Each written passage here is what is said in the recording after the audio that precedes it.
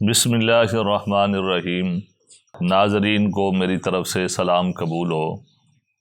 ناظرین، آج ہم آپ کو اس ویڈیو میں خون کے کینسر کی قسم نمبر 2 کے بارے میں بیان کریں گے، جس کو ڈاکٹر پولیسائتھیمیا کہتے ہیں۔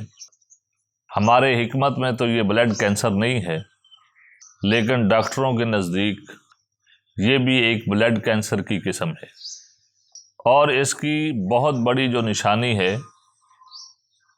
جس کو آپ علامت کے طور پر یاد رکھ سکتے ہیں۔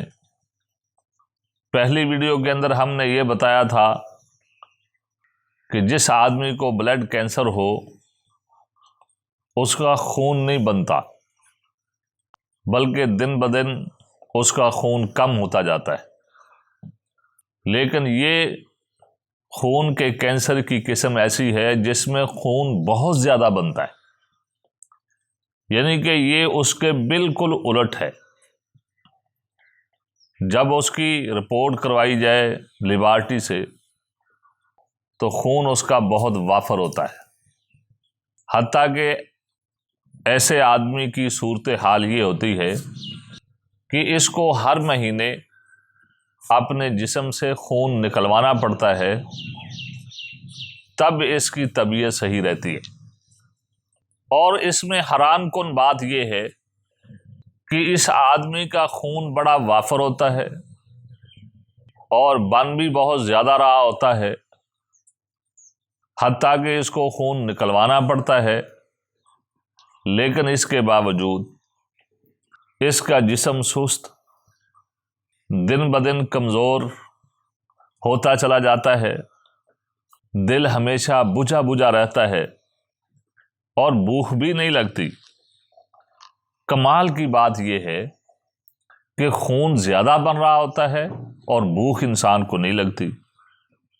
حالانکہ ہونا تو ایسا چاہیے تھا کہ اس کے جسم میں خون بہت زیادہ وافر بن رہا ہے، وافر ہے، تو اس کا جسم جو ہے چست ہونا چاہیے، حشاش بشاش ہونا چاہیے، دل میں فرحت خوشی ہونی چاہیے، اور طاقت کے اندر بھی بڑی فراوانی ہونی چاہیے۔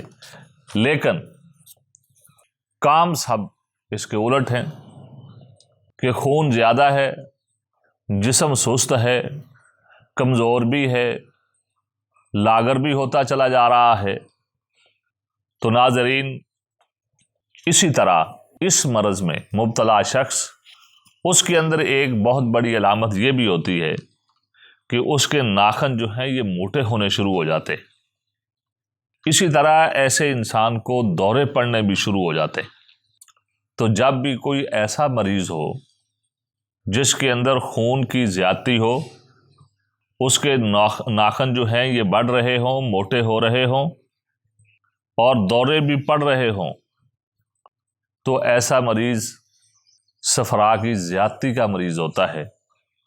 جب آپ اس کی تشخیص کریں گے نبض سے، تو اس کی نبض آپ کو درمیان میں چلتی ہوئی نظر آئے گی، جو 2 سے 3 انگلیوں تک آپ کو چلتی ہوئی نظر آئے گی۔ اور اسی طرح حجم میں آپ کو بریک بھی نظر آئے گی، جس کا مطلب یہ ہے کہ یہ مریض جگر کی تحریک والا مریض ہے، اور اس کے دماغ میں سکون ہے، اور دل اس کا تحلیل ہو رہا ہے۔ اسی طرح اگر آپ ایسے مریض کا پیشاب چیک کریں گے تو وہ بھی آپ کو زردی سیاہی مائل آپ کو ملے گا، یا جو ہے آپ کو سفیدی مائل ملے گا۔ تو جس کے علاج کے لیے آپ ایسی غذا دیں جس سے دماغ کو تحریک ملے، اور اسی طرح ادویات بھی ایسی دیں جس کے ساتھ دماغ کو تحریک ملے، جس کے اندر ہماری بنی ہوئی ادویات